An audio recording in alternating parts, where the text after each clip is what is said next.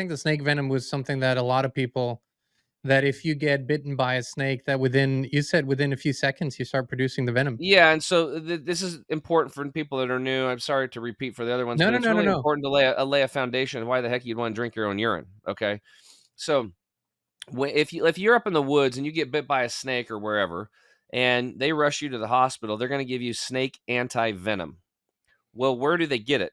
Well, what they do is if you get bit by a rattlesnake, they've taken horses and injected them with rattlesnake venom, and then instantly the horse's immune system makes the anti-venom, and it's urinated out. So they take it out of the urine, and then they process it, and then they actually synthesize it and make the chemical version because it's cheaper than just to bite horses or stick the venom in horses all the time to get the amount they need. And then they sell it to you. Now, if you go in and you get bit by a snake, it's probably going to be about a $30,000 bill once you're all done with the hospital and everything, right? 30 grand. Now, the other thing is that when you get bit, like within seconds, within like 15 seconds in your bloodstream, your immune system starts making the snake antivenom too. So if you're up in the woods and you get bit and you can't even make it to a hospital, the first thing to do is just start drinking water, stay calm, and start drinking your urine. And you'll actually be putting the snake antivenom right into your body. What Dr. Group said is that whatever ails you, whatever health issues that you have going on, the antidote is in your urine. It's part of the medicine that God put inside of you. And think about this. This is something that nobody can take away from you. Like it's just always there, right? So they But might but be but able but to. just to go back to the original question, is it that there aren't toxins in the urine, or is it that they are negligible compared to the positive effects that we get from drinking our urine? Well, it's been a little bit since he explained that, but what comes out is that the urine is very, very, very alkaline. Okay. Mhm. Now, on the pH scale, you have 0 being acid and 14 being very alkaline. If you were to put lye on your skin, you're going to burn. That's highly alkaline. Just like acid is, going to burn you too if it gets too acidy. Garlic, I think, is about a 3.2 or something on the scale. You can burn your skin with garlic, right? So when you're looking at that, this alkalinity has the ability to just, neutralize toxins, is from what I remember hearing about it. And so, you know, um, after hearing that, I was just like, well, and then you can look at all, I mean, like I said, there's tons and tons of data on this stuff. I'm not a super expert on it, but I try to use a lot of common sense. And the other thing too was the stem cells. Yeah. Right, the stem cells, like, we are urinating out like 120, 140 stem cells a day, and people are spending thousands and thousands of dollars flying over the world for stem cell injections and stuff like that. Why? Because they work, right? They're these baby cells that come out of our bone marrow, and they're going out and they can become an organ tissue or a joint tissue or whatever. They can do anything. And so whatever the instructions are given them.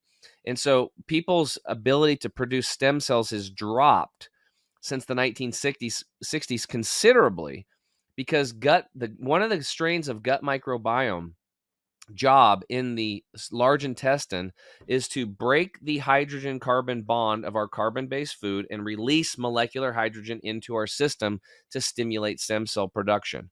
And because those bacteria have been whacked from pesticides, fungicides, herbicides, larvicides, chemical fertilizers, stress, pharmaceutical drugs, these types of things, anything that's acid based synthetics, those bacterium just aren't there and they're not able to do their job because they're either way down in numbers or they're not even existent.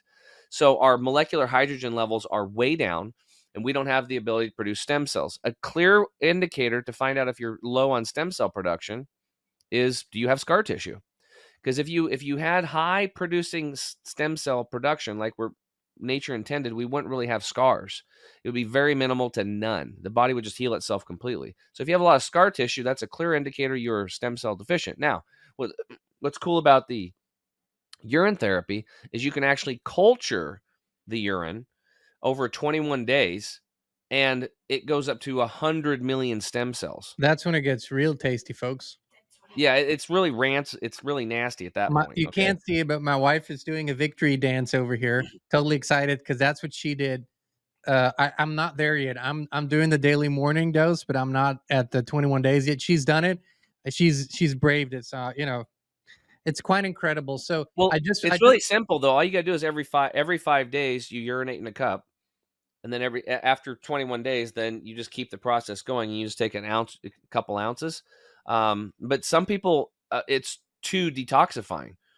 Dr. Group said he had one patient where he was very ill, and it made him worse. So he could only take one drop of this powerful medicine in the very beginning, but so it would help him. But most people, it works really well. you actually touched, I just want to say something because, and I also want to say, Tim, your area of expertise is not necessarily urine therapy. That's just something that you do and you have on a periphery studied, but it's not what your main message usually is. But we just talked about it. But one thing you just said that's so beautiful, detoxification, that is something that you teach people how to do that, how to bring all the shit out of their body. But most people then think, oh, that's going to make me feel great right away.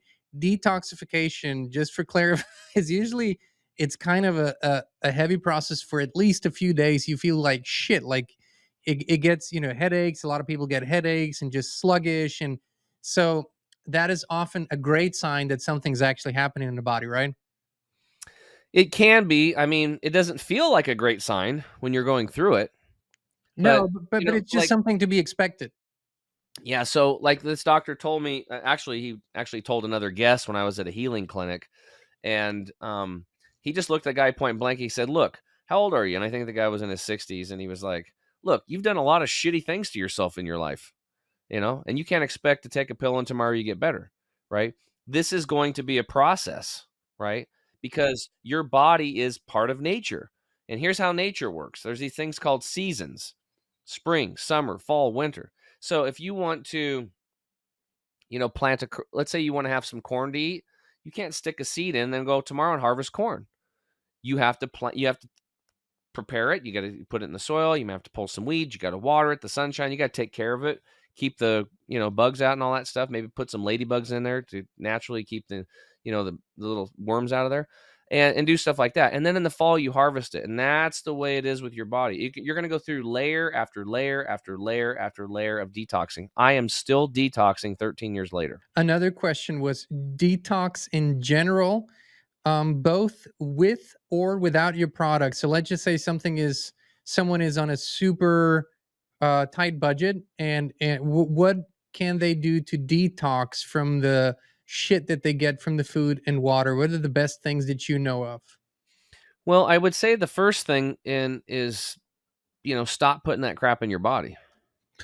Logical, You yeah. know, might be a good idea. Stay away from processed foods. They kill 4,300 people a day in this country, and that's at the grocery store. So we're paying for poison, and it's like crazy. And I was just talking to I was an old wrestling coach and a guy that I knew, Mr. Cooper. And I mean, the processed foods are literally killing people. And here you are, let's say you work your butt off all these years and you're in retirement, and now you spend all your money just trying to get a little bit of your health back, but you don't make the connection. You don't know that you're killing yourself, taking your after tax money and going into a grocery store. It's kind of crazy. So number one would be stop putting toxic garbage into your body and go to more whole foods. Just pick up an apple and eat it, right? Go to your farmer's market. Start growing some herbs on your countertop. Grow some sprouts in your home. Start your own garden. It doesn't have to be a big thing. Find farmers, CSAs, get involved in your community. Find local people that understand how to do this kind of stuff. And if you're not a chef or anything like that, there's people that are popping up that will make food for you, that will make healthy food, that are into it, way into it, like you and I are, and they'll just hand it to you. So that's one thing. Stop putting in the toxins. Learn about that. We do a good job of teaching that. Ingredients do matter. And then after that, then water is one of the most amazing purifiers in the world, right? If you have a static pond, or it's gonna, or a mud puddle, it's gonna get mosquitoes and get kind of gross. But if you have a creek running by, that river is gonna be cleaner to drink. In fact, if you're up in the woods and that creek is moving 2 meters in a second, that water is completely clean. As long as it's moving that fast, 2 meters in about 1 second, that water is completely clean to drink. It's just naturally clean and structured. So water is a huge thing, and we know 95% of people are not drinking enough water. What water they are drinking is polluted. So we want to get purified water somehow, whether it's reverse osmosis, deionization, distillation.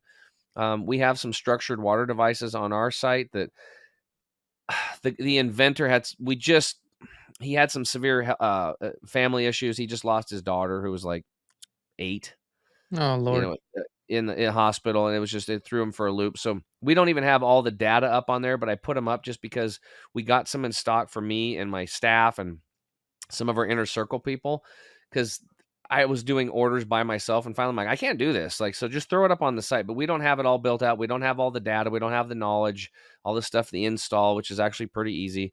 That's coming. But you got to get your water right, and you got to drink lots of water. Another thing you can do on the cheap is enemas.